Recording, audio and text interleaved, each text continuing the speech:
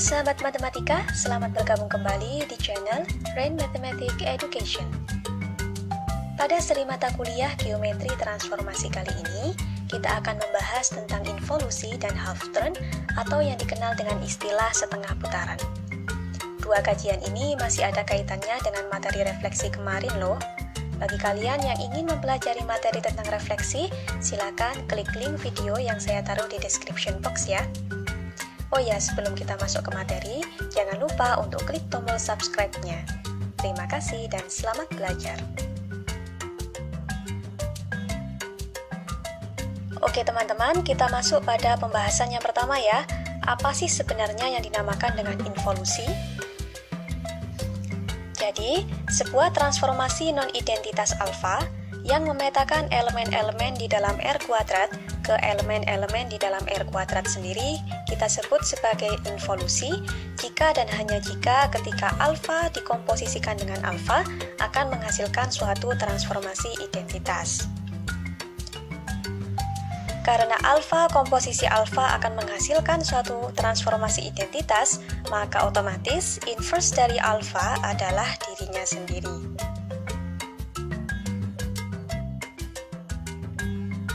Ternyata, antara refleksi dan involusi itu ada hubungannya ya teman-teman. Dalam proposisi ini dikatakan bahwa refleksi adalah sebuah involusi. Artinya bagaimana? Misalkan kita punya sebuah titik A, kemudian kita refleksikan dia sebanyak 2 kali dengan menggunakan refleksi yang sama, maka image yang terakhir adalah titik A itu sendiri.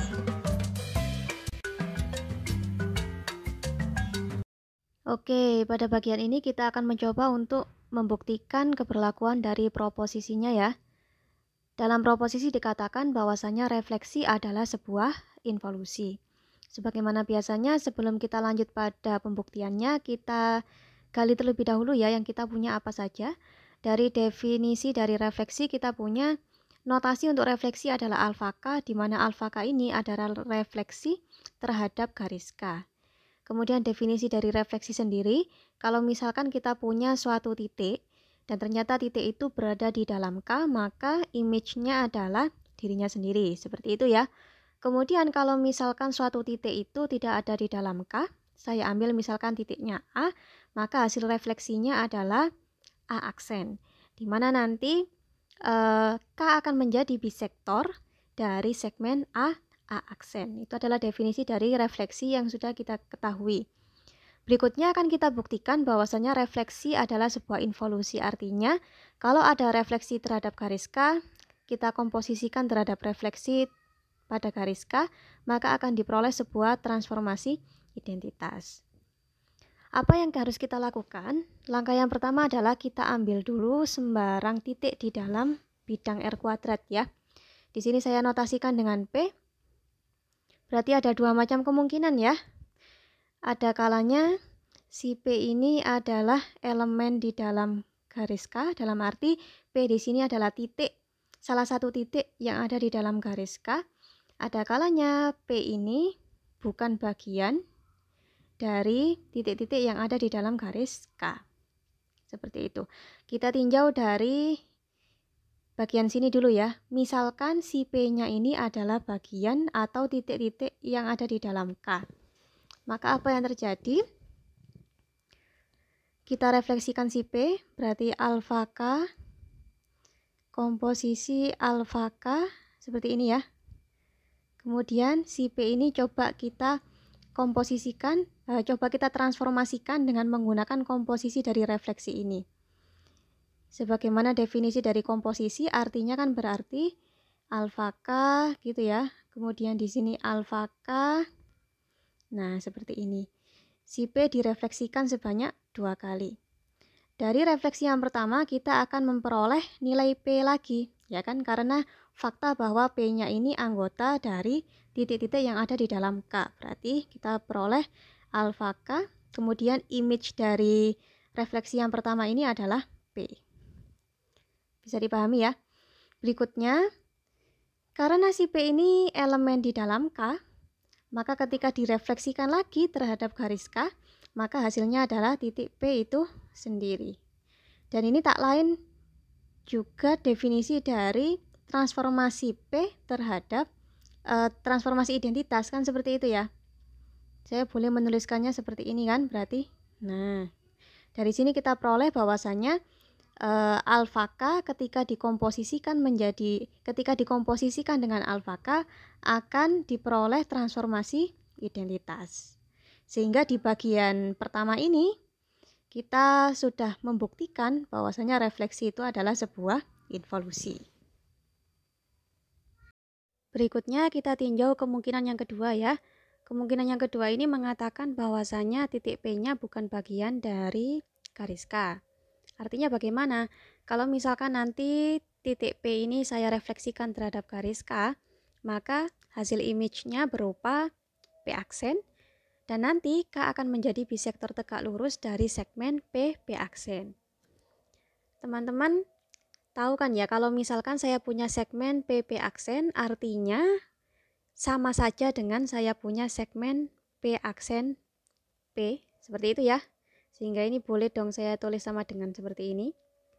Karena K menjadi bisektor tegak lurus dari segmen P aksen, dan kita punya fakta bahwasanya P aksen ini sama dengan segmen P aksen P, maka K juga akan menjadi bisektor tegak lurus dari segmen P aksen P. Artinya apa berarti? Berarti kalau misalkan saya punya titik P aksen, kemudian saya refleksikan terhadap garis K, maka image-nya itu adalah titik P. Apakah bisa dipahami? Sebagai gambarannya seperti ini ya. Misalkan saya punya garis K, kemudian saya punya titik P di sini. Nah, ketika P saya refleksikan terhadap garis K, berarti kan seperti ini ya. Nah, akan dibentuk sebuah segmen P aksen, di mana nanti K ini adalah garis pembaginya gitu, bisektor tegak lurus daripada segmen P aksen. Nah, kalau kemudian ini tadi seperti ini ceritanya. Nah, kalau kemudian si P aksen ini saya refleksikan lagi terhadap garis K, berarti kan balik ke sini gitu kan ya. Sehingga nanti hasil dari refleksi P aksen terhadap garis K itu adalah titik P itu sendiri. Oke, selanjutnya coba kita transformasikan titik P terhadap komposisi dari dua buah refleksi ya. Kita punya alfa K, komposisi alfa K, kemudian titik P akan kita coba transformasikan dengan menggunakan dua kali refleksi seperti ini. Kita kembalikan ke definisi dari komposisi, berarti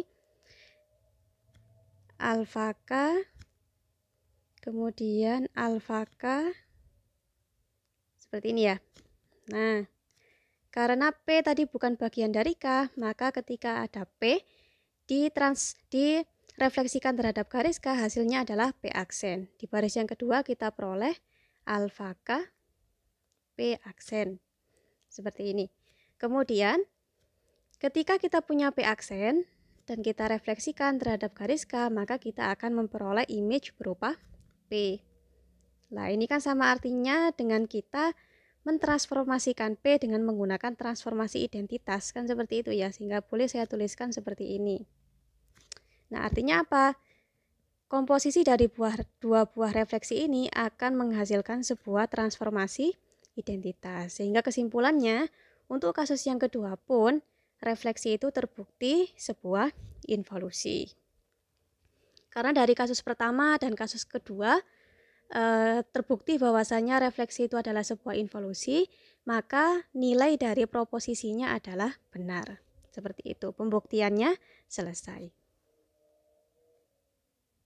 Oke, kita masuk pada pembahasan materi yang kedua ya. Apa sih yang dinamakan dengan half turn atau setengah putaran? Misalkan kita punya C, di mana C adalah sebuah titik yang kita ambil dari bidang R kuadrat. Half turn dengan pusat C adalah sebuah transformasi yang kemudian kita notasikan dengan peta C yang memetakan elemen-elemen di dalam R kuadrat ke elemen-elemen yang ada di dalam R kuadrat sendiri serta memenuhi dua kondisi sebagai berikut. Kondisi yang pertama, titik C ketika ditransformasikan dengan menggunakan half turn beta C, maka image-nya berupa titik C itu sendiri. Kondisi yang kedua, misalkan kita punya titik P dan ternyata titik P ini berbeda dengan C, maka ketika titik P kita transformasikan dengan menggunakan half turn beta C, maka image-nya berupa P aksen, di mana C nanti akan menjadi titik tengah dari segmen P aksen.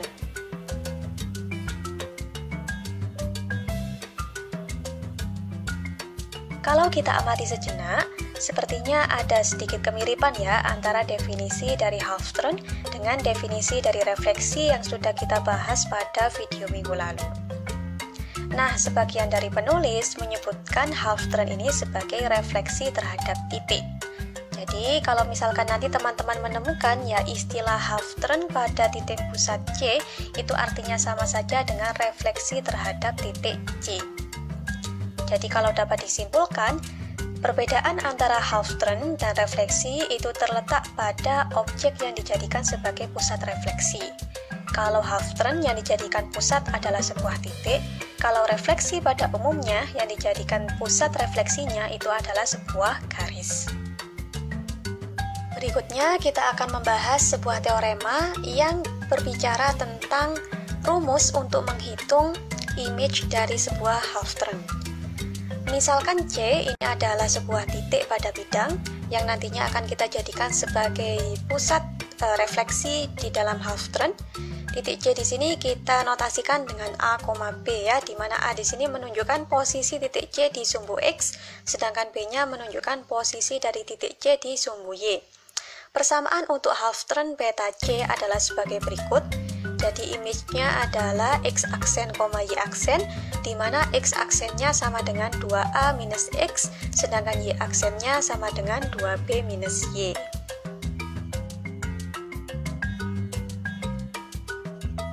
Baik, kita coba untuk buktikan teoremanya ya. Dari teorema yang kita ketahui diantaranya adalah C di sini dinyatakan sebagai A, B ya, menunjukkan posisinya di sumbu X dan sumbu Y. Dan C di sini adalah titik yang kita ambil dari bidang R kuadrat. Kemudian beta C kita ketahui sebagai half turn dengan titik pusat C. Nah, tujuan kita adalah membuktikan bahwa image dari titik yang nanti ditransformasikan dengan menggunakan beta C itu adalah X aksen, Y aksen, dengan X aksennya sama dengan 2A minus X, kemudian Y aksennya sama dengan 2B minus Y. Oke, yang pertama kali harus kita lakukan adalah kita mengambil terlebih dahulu ya sembarang titik, anggaplah titik P, di mana titik P ini nanti kita notasikan dengan X, Y, ini posisinya di sumbu X dan di sumbu Y. Titik P kita ambil dari bidang R kuadrat. Kita misalkan bahwa P tidak sama dengan C. Karena kalau misalkan sama dengan C kan jelas ya, hasil dari half turn-nya itu adalah dirinya sendiri. Jadi di sini kita anggap P tidak sama dengan C. Maka berdasarkan definisi dari beta C, ketika P ini saya transformasikan dengan menggunakan beta C, maka akan diperoleh P aksen. Di mana P aksen ini nanti dinotasikan dengan X aksen, Y aksen. Dan ada kondisi lagi yaitu C merupakan titik tengah dari segmen P aksen. Saya ulangi ya, C di sini adalah titik tengah dari P aksen. Nah, karena C adalah titik tengah dari segmen P aksen, berarti kita punya apa?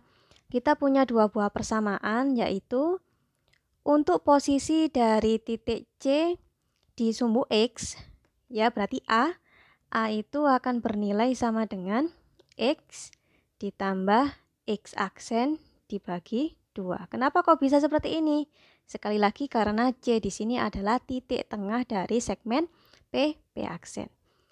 Kemudian untuk posisi dari C di sumbu Y bagaimana? B maksudnya B sama dengan Y ditambah Y aksen dibagi dengan 2. Nah, dari dua buah persamaan ini kita bisa mencari X aksen dan Y aksennya. Untuk X aksennya sendiri berarti kan seperti ini ya. Ini sama-sama saya kalikan dengan 2. Ruas sebelah kiri dan kanan saya kalikan 2, berarti kita punya 2A sama dengan X plus X aksen. Sehingga nanti X aksennya itu sama dengan 2A minus X. Kemudian di sisi yang sebelah sini, sama-sama kedua ruas kita kalikan dengan 2, berarti nanti kita punya 2B sama dengan Y plus Y aksen. Sehingga nanti Y aksen sama dengan 2B minus Y. Seperti ini ya teman-teman ya. Sehingga teoremanya terbukti. X aksen bernilai 2A minus X, kemudian Y aksennya bernilai 2B minus Y. Sebagaimana refleksi yang merupakan sebuah isometri, proposisi ini memberikan jaminan bahwasannya half turn itu juga berupa isometri.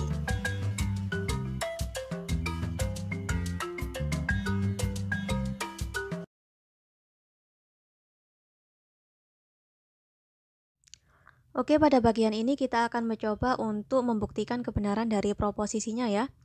Dalam proposisi dikatakan bahwasannya half turn itu adalah sebuah isometri. Artinya nanti ketika kita punya dua buah titik yang berbeda, misalkan P dan Q gitu ya, jarak antara titik P dan Q itu sama dengan jarak antara P aksen dengan Q aksen, di mana P aksen dan Q aksen di sini adalah image dari P dan Q melalui transformasi half turn. Oke, yang kita ketahui apa saja? Yang pertama adalah beta C, ini notasi untuk half turn dengan pusat C. Kemudian kita ambil P dan Q, di mana P dan Q ini adalah titik-titik yang ada di dalam R kuadrat dengan kondisi P tidak sama dengan Q. Karena P tidak sama dengan Q, maka nanti beta CP itu sama dengan P aksen dan beta CQ-nya sama dengan Q aksen. Dan C nanti akan menjadi titik tengah dari segmen PP aksen dan QQ aksen. Tujuan pembuktian kita adalah menunjukkan bahwasannya jarak antara titik P ke Q itu sama dengan jarak antara titik P aksen ke Q aksen. Oke, dari pengambilan dua buah titik ini sudah dijamin ya tadi kedua titiknya itu berbeda, tetapi nanti akan dibagi lagi menjadi dua kasus. Kasus yang pertama itu terjadi kalau misalkan salah satu dari dua titik ini bernilai sama dengan C. Kemudian kasus yang kedua itu terjadi ketika dua-duanya ini berbeda dengan C. Oke, misalkan salah satu dari keduanya itu bernilai sama dengan C, teman-teman boleh ya mengumpamakan P-nya yang sama dengan C atau yang Q-nya yang sama dengan C, boleh sama saja. Nanti tinggal menyesuaikan. Oke, yang saya anggap di sini ya untuk kasus yang pertama. Untuk kasus yang pertama, P sama dengan C, kemudian Q tidak sama dengan C. Kenapa? Karena tadi sudah dijamin ya, P tidak sama dengan Q. Jadi ketika ada P sama dengan C, maka C-nya tidak akan sama dengan Q. Seperti itu. Oke, karena P di sini sama dengan C, maka ketika P saya transformasikan dengan beta C, maka akan diperoleh P aksen, di mana P aksen itu kan dirinya sendiri. Seperti itu ya. Ini sama dengan C. Seperti ini. Kemudian berikutnya, kita punya Q yang tidak sama dengan C. Berarti ketika ditransformasikan dengan menggunakan beta C, kita akan memperoleh Q aksen, dan nanti C-nya akan menjadi titik tengah.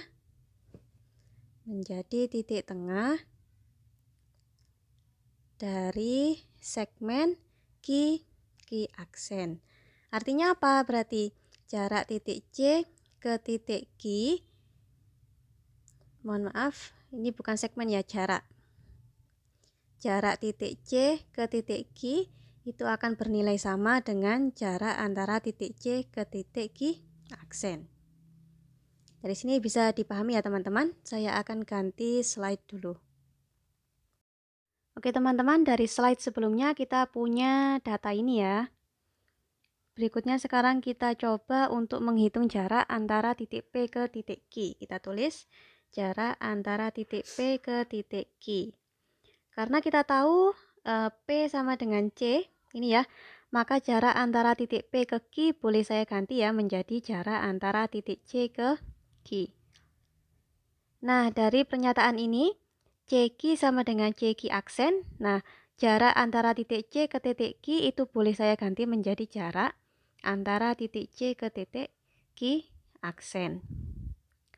Berikutnya, dari pernyataan yang ini ya, P aksen itu sama dengan P sama dengan C. Berarti kan P aksen sama dengan C. Berarti C di sini boleh ya saya ganti dengan P aksen Q. Nah, sehingga nanti kita peroleh jarak antara titik P ke Q itu sama dengan jarak antara titik P aksen ke Q aksen. Artinya, untuk kasus yang pertama terbukti bahwa half turn itu adalah sebuah isometri. Kalau misalkan Q-nya yang sama dengan C bagaimana? Sama saja ya, jadi nanti teman-teman tinggal mengganti saja. P sama dengan C berarti diganti menjadi Q. Berarti yang tidak sama dengan C siapa? Berarti kan P. Seperti itu ya. Tinggal mengikuti ini saja dan disesuaikan. Kalau nanti yang C ini menjadi titik tengah dari segmen Q aksen, berarti pada kasus yang ini nanti C akan menjadi titik tengah dari segmen P aksen. Seperti itu. Nanti hasilnya akan sama. Jadi nanti akan diperoleh jarak dari titik P ke titik Q itu sama dengan jarak antara titik P aksen ke Q aksen. Berikutnya kita masuk ke kasus yang kedua, di mana titik P dan titik Q di sini kedua-duanya tidak sama dengan titik C gitu ya. Sehingga nanti titik P akan dipetakan menjadi P aksen dan C menjadi titik tengah dari segmen P aksen. Kemudian titik Q akan dipetakan menjadi Q aksen dengan titik C sebagai titik tengah dari segmen Q aksen. Nah, dari sini dulu teman-teman, karena C merupakan titik tengah dari segmen P aksen, maka kita tahu bahwa jarak antara titik C ke titik P itu sama dengan jarak antara titik C ke titik P aksen. Berikutnya, karena titik C di sini juga merupakan titik tengah dari segmen Q aksen, maka jarak antara titik C ke titik Q itu sama dengan jarak antara titik C ke titik Q aksen. Seperti itu ya. Misal posisinya seperti ini, seperti gambar saya. Jadi di sini ada titik C, kemudian ada titik P dan ada titik Q. Nanti titik Q akan dipetakan menjadi seperti ini, Q aksennya ada di sini. Kemudian titik P akan dipetakan dan P aksennya ada di sebelah sini. Nah, sekarang tugas kita adalah mencari atau memastikan apakah jarak antara titik P ke Q di sini sama dengan jarak antara titik P aksen ke Q aksen. Oke, yang kita lakukan adalah membuat segitiga ya, sebagaimana contoh pembuktian pada pertemuan kemarin tentang isometri pada refleksi. Jadi kita buat segmen di sini ya yang menghubungkan titik P dan titik Q. Kemudian di sini juga yang menghubungkan titik Q aksen dan P aksen. Tadi kita punya modal seperti ini ya. Titik C, jarak antara titik C ke P sama dengan jarak antara titik C ke P aksen. Berarti kan sebelah sini sama dengan yang di sebelah sini. Seperti itu. Begitu juga yang sebelah ini. Titik C jaraknya sama dengan titik C ke titik Q jaraknya sama dengan titik C ke Q aksen. Maka yang di sebelah sini juga sama dengan yang di sebelah sini. Karena kita bisa menganggap ya, misalkan ini kita tarik garis. Karena garis yang melewati P aksen, kemudian garis yang melewati Q aksen itu berpotongan di satu titik, ya kan? Maka sudut-sudut yang saling berhadapan di sini besarnya kan sama. Sehingga nanti besar sudut yang di sini sama besarnya dengan sudut yang di sebelah sini. Sehingga nanti kita akan memperoleh dengan menggunakan kaidah SIS seperti kemarin, kita akan memperoleh fakta bahwa segitiga P, Q, C akan kongruen dengan segitiga P aksen Q aksen C. Seperti ini ya. Oke, ini tadi kita menggunakan kaidah SIS. Nah, seperti ini. Kemudian dengan menggunakan kaidah CPC-TC ya, kalau misalkan kita punya dua buah segitiga yang saling kongruen, maka sisi-sisi yang saling berkorespondensi itu besarnya akan sama. Maka kita akan memperoleh fakta bahwasanya sisi PQ ya atau jarak antara titik P ke titik Q itu sama saja dengan jarak antara titik P aksen ke Q aksen. Ini boleh dibolak-balik kan ya. Boleh Q aksen P aksen, boleh P aksen Q aksen, terserah. Intinya adalah pada kasus yang kedua ini pun terbukti bahwasanya half turn itu adalah sebuah isometri. Pembuktian selesai ya teman-teman sampai di sini. Untuk mengasah pemahaman teman-teman terkait dengan materi half turn, silakan teman-teman kerjakan soal-soal berikut. Jangan lupa sertakan pembahasannya dan catat di buku tulis masing-masing.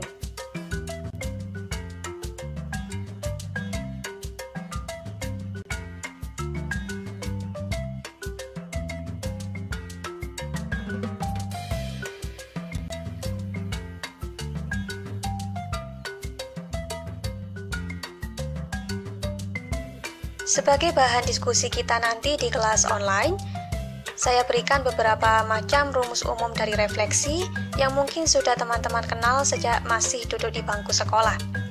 Silakan teman-teman kaji, kira-kira dari mana ya asalnya rumus-rumus ini?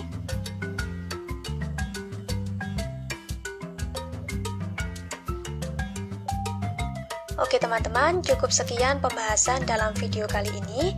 Ada kurang dan lebihnya, kami mohon maaf ya. Jangan lupa untuk klik tombol like dan subscribe-nya. Nantikan video-video kami selanjutnya. Terima kasih.